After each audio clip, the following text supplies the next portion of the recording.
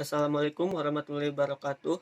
Perkenalkan, nama saya Adam Ramdan, semester 3 dari Prodi Teknik Informatika di Universitas Muhammadiyah Sukabumi. Pada mata kuliah keamanan komputer ini, saya akan menjelaskan tentang keamanan web server dan kriptografi. Nah, yang pertama, kita langsung masuk saja ke keamanan komputer. Sebelum kita membahas tentang keamanan web server atau keamanan jaringan komputer, apa sih itu web security? Secara umum, web security atau keamanan web server mengacu pada tindakan perlindungan dan protokol yang diadopsi oleh pengelola web untuk melindungi dan mengamankan data situs web dan server agar tidak terpapar oleh penjahat dunia maya atau untuk mencegah eksploitasi situs web dengan cara apapun. Nah, keamanan jaringan komputer atau web server adalah proses untuk mencegah dan mengidentifikasi pengguna yang tidak sah dari jaringan komputer. Langkah-langkah pencegahan membantu menghentinya pengguna yang tidak sah yang disebut penyusup untuk mengakses setiap bagian dari sistem jaringan komputer. Tujuan keamanan jaringan komputer ini adalah untuk mengantisipasi risiko jaringan komputer berupa bentuk ancaman, fisik maupun logik, baik yang langsung ataupun tidak langsung, mengganggu aktivitas yang sedang berlangsung dalam jaringan komputer. Nah, keamanan jaringan komputer sebagai bagian dari sebuah sistem menjadi sangat penting untuk menjaga validitas dan integritas data serta menjamin ketersediaan layanan bagi pengguna. Suatu serangan ke dalam server jaringan komputer dapat terjadi kapan saja, baik pada saat administrator yang sedang bekerja atau tidak. Dengan demikian, dibutuhkan sistem keamanan di dalam server ini sendiri yang mampu mendeteksi secara langsung. Nah, mengapa sih kita membutuhkan keamanan komputer? Yang pertama itu untuk melindungi sistem dari kerentanan. Kerentanan akan menjadikan sistem kita berpotensi untuk memberikan akses yang tidak diizinkan bagi orang lain yang tidak berhak. Yang kedua, mengurangi risiko ancaman. Nah, hal ini biasa berlaku di institusi dan perusahaan swasta. Ada beberapa macam penyusup yang dapat menyerang sistem yang kita miliki. Yang ketiga, melindungi sistem dari gangguan alam seperti petir dan lainnya. Yang keempat, menghindari risiko penyusupan. Kita harus memastikan bahwa sistem tidak dimasuki oleh penyusup yang dapat membaca, menulis, dan menjalankan program-program yang bisa mengganggu atau menghancurkan sistem kita. Nah, sekarang kita masuk ke macam-macam serangan yang ada. Yang pertama itu ada DDoS, serangan Distributed Denial of Server atau DDoS. Ini dapat memperlambat atau merusak sistem sepenuhnya sehingga tidak dapat diakses oleh pengunjung. Yang kedua adalah malware atau malicious software, perangkat lunak rusak. Malware adalah ancaman yang sangat umum digunakan untuk mencuri data sensitif pelanggan, mendistribusikan spam, mengizinkan penjahat dunia maya untuk mengakses situs, dan banyak hal lainnya. Kemudian selanjutnya ada blacklist. Blacklist atau daftar hitam bisa membuat website terhapus dari hasil mesin telusur yang ditandai dengan memperingati, yang membuat pengunjung tidak bisa menemukan web jika mesin telusur menemukan malware di web tersebut. Kemudian yang keempat ada eksploitasi kerentanan. Penjahat dunia maya dapat mengakses situs dan data yang tersimpan di dalamnya dengan cara mengeksploitasi area lemah di situs, seperti plugin yang sudah ketinggalan zaman, dan lain sebagainya. Kemudian yang terakhir ada defacement. Defacement ada serangan. Ini menggantikan tampilan dan konten situs web dengan konten apapun yang dikehendaki oleh penjahat dunia maya. Nah, selanjutnya kita ke cara penjagaan keamanan web server. Yang pertama itu selalu menggunakan akses SSH. SSH adalah protokol jaringan yang dilengkapi dengan fitur enkripsi kriptografi, sehingga lebih mudah dan lebih aman saat melakukan login server dibandingkan login secara langsung. SSH menawarkan keamanan level tinggi sehingga sampai saat ini, akses remote server menggunakan SSH adalah pilihan paling tepat dan juga paling ringan. Kemudian yang kedua menggunakan port standar. 3. Menggunakan password yang kuat. Keempat, menonaktifkan akun root. Selanjutnya selalu update terhadap server. Jadi jika sewaktu-waktu ada notifikasi update server, lebih baik segera dilakukan pengupdatean, karena ini memiliki kaitan penting dengan keamanan web server. Seperti itu. Kemudian menghindari mendownload yang tidak jelas, menonaktifkan VoIP network, setting konfigurasi firewall. Firewall pada server memiliki tugas untuk mengelola dan memantau traffic yang keluar masuk pada server sesuai dengan konfigurasi security yang sudah ditentukan. Firewall ini berfungsi untuk memblokir akses ilegal ke dalam jaringan server seperti serangan brute force, blocking IP, SQL injection, dan lainnya. Kemudian yang 9 ada menggunakan SFTF. SFTF atau Secure File Transfer Protocol adalah aplikasi pertukaran data yang digunakan antara server dan klien dengan keunggulan lebih aman dari FTP biasa. Yang ke-10, setting folder read only. Yang ke-11, install antivirus. Yang selanjutnya, memasang monitoring server. Server monitoring ini memungkinkan kita memantau secara runtime keadaan server. Jadi tidak perlu melakukan login dengan SSH untuk tahu keadaan server tersebut. Nah, kemudian selanjutnya ada menggunakan SSL. Nah, SSL ini memungkinkan komunikasi antar server dan web server berjalan dengan aman tanpa adanya hacker yang bisa mencuri data. Karena SSL sekarang ini menggunakan enkripsi 256 bit yang tidak mungkin bisa ditembus oleh hacker dengan waktu yang sangat singkat. Nah, selanjutnya di sini saya akan menunjukkan sedikit demo dari Vaon Web Turbo, bagaimana proses terjadinya peretasan gitu.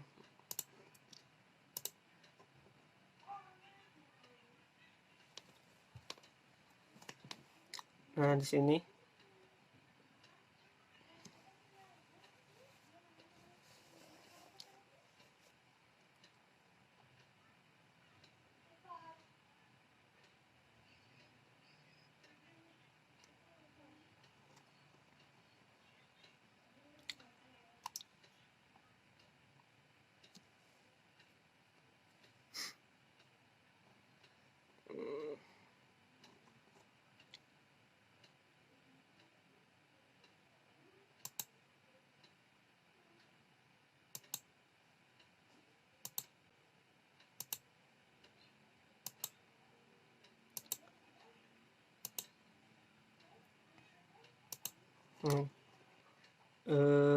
malware-nya terdapat di sini. Ketika si korban itu meng-scan atau mendownload aplikasi secara sembarangan yang bersifat malware atau virus, dan ketika si korban atau si user menginstalnya, maka secara otomatis file-file yang ada di dalam user atau penggunanya itu langsung masuk ke dalam komputer atau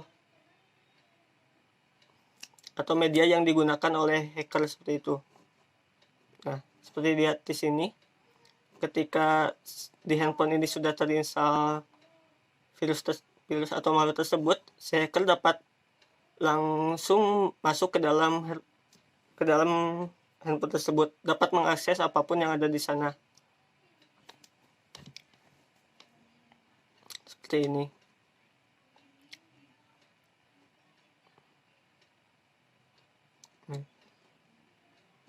Si hacker dapat mengakses apapun yang ada di handphone tersebut, termasuk panggilan telepon dan lainnya. Nah, jika di handphone kalian terdeteksi ada malware seperti ini, sebaiknya segera uninstall sebelum data berhasil diretas. Nah, seperti ini, data dari panggilan handphone si korban itu berhasil diretas oleh hacker atau penjahat dunia maya tersebut. Nah, mungkin itu sedikit demo dari Pak Ono Wefurbo.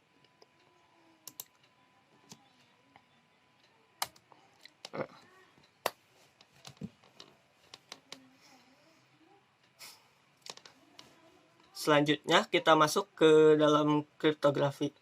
Apa sih itu kriptografi? Kriptografi adalah sebuah metode yang digunakan untuk melindungi informasi dan saluran komunikasi selalu menggunakan kode. Kode-kode ini nantinya ditujukan agar informasi tertentu hanya dapat dibaca serta diproses oleh mereka yang memiliki akses tersebut. Proses utama dalam suatu algoritma kriptografi adalah enkripsi dan deskripsi. Nah, apa sih enkripsi dan deskripsi itu? Nah, enkripsi adalah proses mengamankan suatu informasi dengan sebuah informasi tersebut tidak dapat dibaca tanpa bantuan pengetahuan khusus. Keutamaan dari enkripsi adalah kode asli kita tidak dapat dibaca oleh orang lain. Enkripsi mengubah sebuah plain text ke dalam bentuk ciphertext. Nah, sedangkan deskripsi adalah proses pengembalian suatu informasi dengan cara tertentu dan sesuai dengan algoritma enkripsi yang dipakai. Deskripsi merupakan proses pengembalian dari proses enkripsi menggunakan ciphertext kembali ke dalam bentuk plain text. Nah, plain text di sini itu bisa dibilang kata-kata atau teks yang bisa dibaca oleh kita selaku manusia gitu. Nah, ciphertext di sini adalah kata-kata yang tidak bisa dibaca atau tidak ada artinya. Jadi enkripsi itu perubahan kata dari yang bisa kita baca menjadi yang tidak bisa dibaca atau sulit dimengerti oleh kita. Nah, kemudian deskripsi adalah kebalikannya, merubah kata-kata yang sulit dibaca atau yang sudah dienkripsi menjadi kata-kata plain text atau kata-kata yang mudah dibaca seperti itu. Nah, ini contoh enkripsinya ya. Yang pertama ini dari Bob mengirimkan hello Alice, kemudian dienkripsi menjadi kata-kata yang sulit dibaca menggunakan public key. Nah, ketika si Alice mempunyai public key atau secret key dari si Bob ini, maka dilakukanlah deskripsi. Kemudian pesannya dapat tersampaikan kepada Alice. Apabila Alice tidak mempunyai secret key atau kunci dari si Bob ini, maka Alice tidak dapat mengartikan pesan yang dikirim oleh Bob tersebut. Nah, sekarang ada macam-macam enkripsi ya. Yang pertama ada hash. Algoritma hash merupakan langkah-langkah dalam melakukan fungsi yang mengubah input yang panjang sembarang dan mengkonversinya menjadi output dengan panjang yang tetap atau fix. Umumnya berukuran lebih kecil daripada ukuran semula. Nah, algoritma ini bersifat satu arah, sehingga input tidak dapat diperoleh dengan memasukkan kembali output ke dalam algoritma hash. Yang selanjutnya ada sistem key kriptografi. Jenis symmetric key kriptografi disebut juga dengan kunci rahasia, yang berarti penerima atau pengirim informasi hanya menggunakan satu kunci untuk melakukan enkripsi data. Jenis kriptografi yang digunakan menggunakan IES atau Advanced Encryption System. Pendekatan yang dilakukan oleh symmetric key dianggap lebih efisien daripada menggunakan metode yang lain. Selanjutnya ada public key cryptography. Public key cryptography adalah konsep perlindungan data yang bersifat revolusioner dalam kurang waktu 300 hingga 400 tahun terakhir. Sehingga istilah ini sering disebut dengan kunci publik. Kunci publik ini memanfaatkan dua kunci yang saling berhubungan, yaitu kunci publik dan kunci privat. Selanjutnya masuk ke teknik dasar kriptografi. Nah, yang pertama di sini ada substitusi. Substitusi adalah enkripsi yang membuat tabel substitusi. Tabel substitusi dapat dibuat sesuka hati kita dengan catatan bahwa penerima pesan memiliki tabel yang sama dengan keperluan deskripsi. Untuk keperluan deskripsi seperti itu. Nah, bila tabel substitusi dibuat secara acak, maka semakin sulit pemecahan ciphertext oleh orang yang tidak tahu gitu, tidak berhak. Nah, contohnya ada Chaser, Chipser, dan Root 13. Kemudian selanjutnya ada blocking. Blocking ini adalah sistem enkripsi yang membagi plain text menjadi blok-blok yang terdiri dari beberapa karakter yang kemudian dienkripsi secara independen. Kemudian selanjutnya ada permutasi. Permutasi adalah teknik enkripsi yang memindahkan atau merotasikan karakter dengan aturan tertentu. Prinsipnya adalah berlawanan dengan teknik substitusi. Selanjutnya ada eksflansi. Eksflansi adalah suatu metode sederhana untuk mengacak pesan dengan memelarkan pesan itu dengan aturan tertentu. Jadi membuat pesan menjadi lebih panjang seperti itu. Selanjutnya ada pemampatan.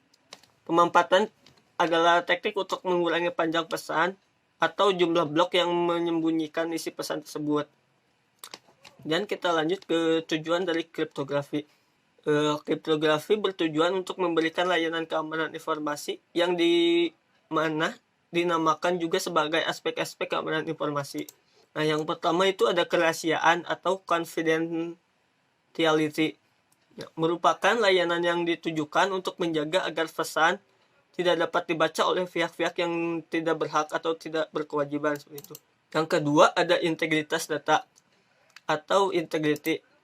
Merupakan layanan yang menjamin bahwa pesan masih utuh atau asli atau belum pernah dimanipulasi oleh pengirim. Terus yang ketiga ada autentifikasi atau authentication. Merupakan layanan yang berhubungan dengan identifikasi, baik mengidentifikasi kebenaran pihak-pihak yang berkomunikasi atau user autentifikasi, maupun mengidentifikasi kebenaran sumber pesan atau data original autentifikasi. Kemudian selanjutnya ada nil penyangkalan atau non-repudiation. Merupakan layanan untuk mencegah entitas yang berkomunikasi melakukan penyangkalan, yaitu pengiriman pesan penyangkal melalui pengirim atau menerima pesan penyangkal telah menerima pesan. Nah, selanjutnya kita akan mempraktikkan bagaimana proses enkripsi menggunakan Thunderbird. Saya akan praktikkan bagaimana proses enkripsi terjadi melalui Thunderbird. Nah, sini saya akan coba ngirim email ke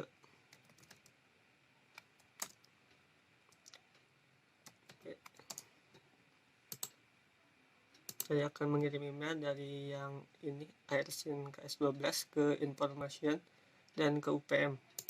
Subjeknya kita uji coba enkripsi. Halo.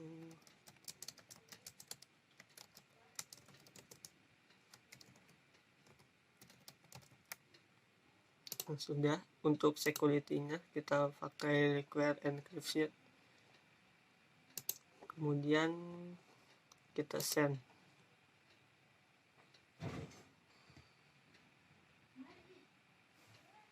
Nah, sudah selesai terkirim ya. Kita lihat di yang sini, di yang informatika terlebih dahulu.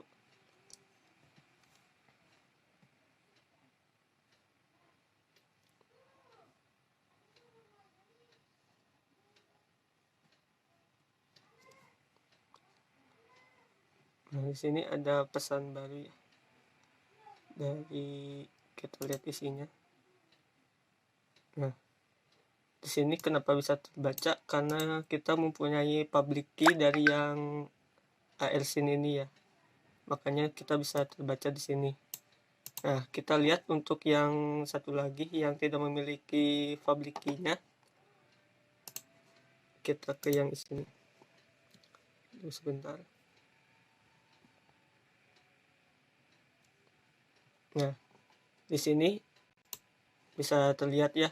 Di sini tidak dapat dilihat oleh yang email ini karena di sini kita tidak mempunyai public key dari yang Adam Ramdan yang ini, dari email yang Adam Ramdan ini. Beda saat kita ada di sini. Nah, karena di sini kita mempunyai public key-nya, maka si enkripsinya itu dapat dilihat gitu, dapat dideskripsi oleh si email yang ini, email yang informatika ini dapat dideskripsikan oleh dia. Nah, kalau di yang ini itu gak bisa dideskripsikan karena dia gak punya public key-nya. Kita download dulu, kita lihat hasilnya. Nah, ini data yang tadi dienkripsi. di enkripsi jadi kayak gini. Padahal tadi itu kita cuma kirim pesan cuma sedikit ya, cuma kayak gini doang. Halo, ini uji coba enkripsi. Tapi di enkripsinya itu jadi seperti ini, jadi tidak bisa dibaca sama sekali dan sangat panjang gitu. Nah, ini salah satu contoh dari enkripsi atau kriptografi untuk mengamankan suatu data gitu. Nah, mungkin itu saja yang dapat saya sampaikan. Kurang lebihnya mohon maaf. Wassalamualaikum warahmatullahi wabarakatuh.